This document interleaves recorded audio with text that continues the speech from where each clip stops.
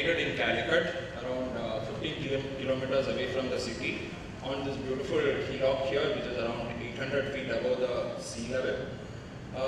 The site is actually a very steeply contoured west-facing site, which is around 4 acres. It was a rubber plantation which was coming to the end of its crop cycle, and as you can see, there's a lot of contours in that. So the design essentially evolved from the site, designed along with the contours, so that we wanted to reduce the cutting and filling to a bare minimum. One of the briefs that the client gave us was to design inspiring spaces which kind of reflected their social commitment. So we tried to create spaces which were connected to the nature, which were filled with light and surrounded by greenery. So we didn't want to create a corporate office which was instead artificially lit spaces. So as you can see here, we deliberately reduced the depth of the office volumes. We inserted a landscape spine at the center. So all these spaces are naturally lit with plenty of cross ventilation, and they all look into the greenery. So these also act as breezeways, tunneling the breeze inside. You enter through this podium here. All the office spaces are shown above this with the executive floor right on the top to take advantage of the wonderful views to the west. The parking happens on the floors below the podium, with the cafeteria and services are just below. This is the actual site layout. 2 blocks of the offices with this central landscape spine. There's a solar screen roof that we created. You enter through this bridge here and we reach this podium where below all the parking happens. The area in front is left for future development. That's the actual section. You can see the podium here. For the future development, we have deliberately restricted the height to just below the podium so that the views from the office spaces are not cut. So the roof above the office spaces are designed as a landscape roof which slopes down to the south to block the intensity of the southern sun. That you can see the roof sloping down. Because of the layout of the land, we had to deal with the harsh western sun. So we came up with this idea of this green buffer on the western facade. So which was essentially a layer of strategically placed balconies with large plantings on top. Yeah, so this is the detail of the green buffer. You can see the balconies with the large trees. These essentially act as spill-out spaces for the employees and also act as multiple ground levels, wherein people, even on the upper floors, they have an opportunity to connect with nature and the greenery next. And that's how the green buffer looks. On the floors below the parking, we have used locally available terracotta jalis next, along with the planters. That's the actual building with the bridge giving access. That's a view from the podium with the roof sloping down. These are the floors below the parking where you can see the green is just taken over. Next. That's the entrance quarter. Next. That's the green buffer with the balconies. These are gardens in the sky. There's a layering of spaces there. This is the green roof which actually slopes down to the south. There are amphitheaters there. That's the porous solar screen roof in between, interconnected with bridges. That's the actual green roof. Next. This is a view towards the west. There are cutouts for people to access the spaces. On the flatter portions towards the north, they use it regularly for yoga sessions and team building sessions. Next. This is the plan at the entrance level with the bridge, and you reach this podium here and the drop off. You enter into this lobby space with office spaces below. This again merges into the central landscape spine.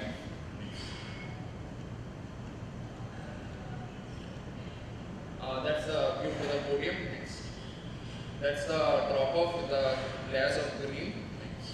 That's the double height volume of the lobby which merges into the landscape spine in the center, which is essentially a very linear spine with a very tropical feel to it. We wanted the lush landscape with the meandering path through and give opportunities for the people to pause, have opportunities for discussions. This is a section through the landscape spine. You can see the porous solar screen roofs on top. Interconnected bridges are there with plantings. Next. And that's the actual view of the interconnected bridges. Planting green is there at multiple levels. Next. The screen actually creates these wonderful ever-changing play of light and shadow in that space. You can see there are kiosks there are seating spaces there. Next. That's the that's the, yeah. So these are the typical floor plans. Now in the plan, what we have done is we've kept a circulation core and the service core towards the rear, where the office spaces are looking out into the views in front, and that's a green buffer right in the front here. Next. These are some of the views from the interiors. I'll just rush forward. These are transparent corridors with plenty of light. These are the plants with the parking areas with the internal ramps. Yeah, that's the last floor, and just a glimpse of how people are using the spaces. Next, for celebrations, this was for Onam.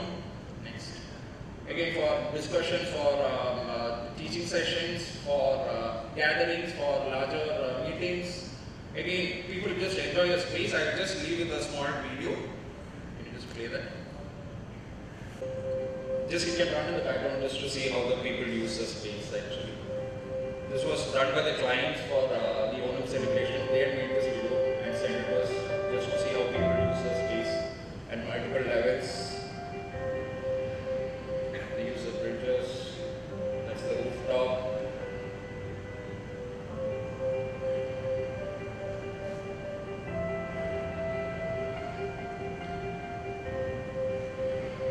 They enjoy being in that space.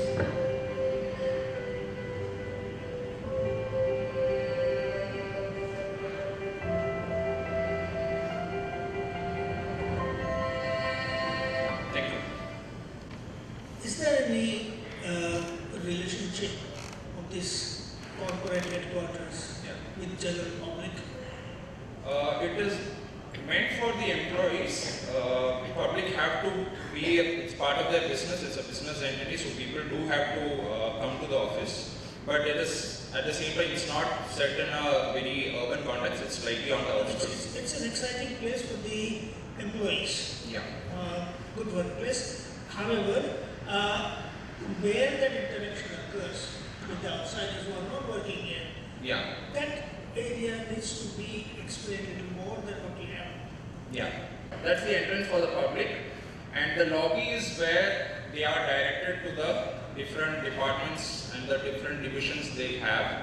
So once they reach the lobby, and then that is where all that they are taken to the different departments. So they also can use that that lobby is a space which is kind of merging into the landscape. So even when they are waiting for it, they are sitting in with nature, with that breeze going through that lobby.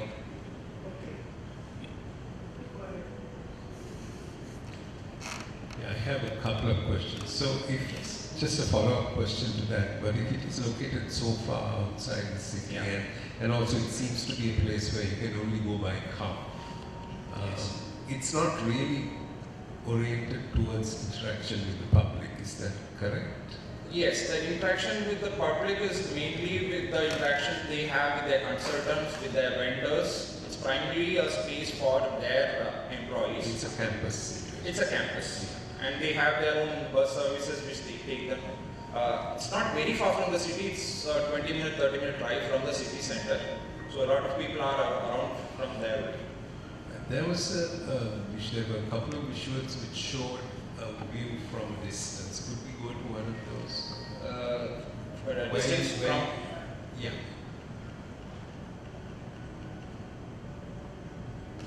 It's not the plan, not the plan. Is there an external view that you're asking? External.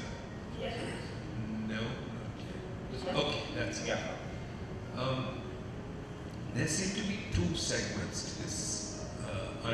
It's quite different to what the story that the section tells, where there is a block and a on top of it. This seems to be like almost two different buildings entirely, two segments which are slightly disjointed. Was something added later in the design process? Because that wing at the back seems to have a different character, and the wing in front is another character. Yes. Two are separated by this bridge.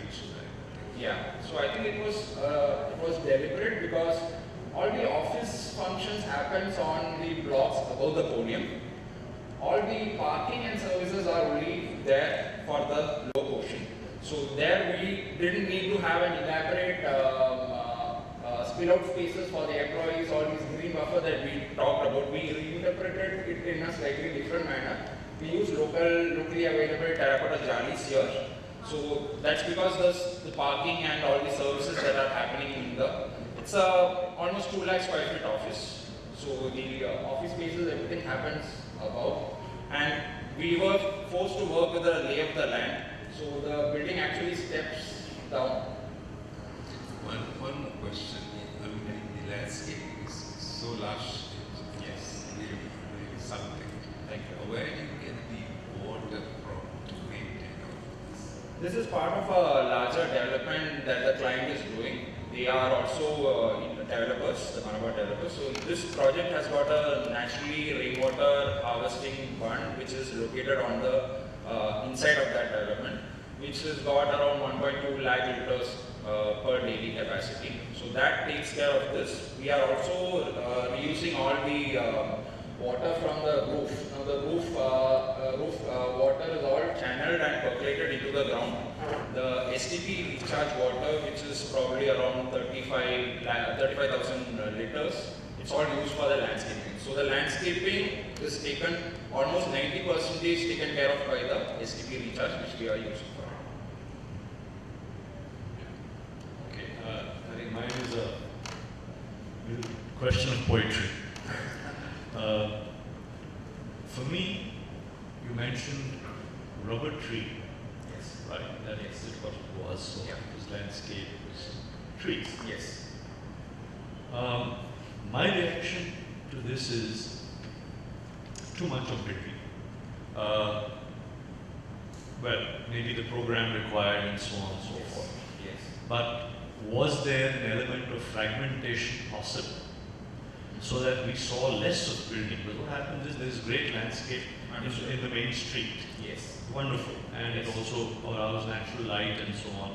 That works, well. Yeah. But when I see this, Yes. I see too many things coming together visually. Look at what's happening on the right, far right. Yeah. Then of course the parking which happens there. Yes. And then something starts to happen there. Yeah. Somewhere, I think, and then you see those trees on the left. You see that? Yes. Isn't there too much of built up form? And like I mentioned in one of the presentations, that could we not, like the fingers of the hand, have the forest moving in? Yes. And the Yes. building and the forest somewhere are communicating with each other, Correct. rather than drawing lines that this is building ends and forest starts. Correct. It's a question. Yeah. If I you see completely this, agree with that. But as I was showing in one of the earlier slides, Yeah. the brief from the client called for a lot of future development. So we couldn't, it's a 4-acre site, so we were constricted by that. So we also had to factor in that they had plans to build a museum in front, probably a factory also.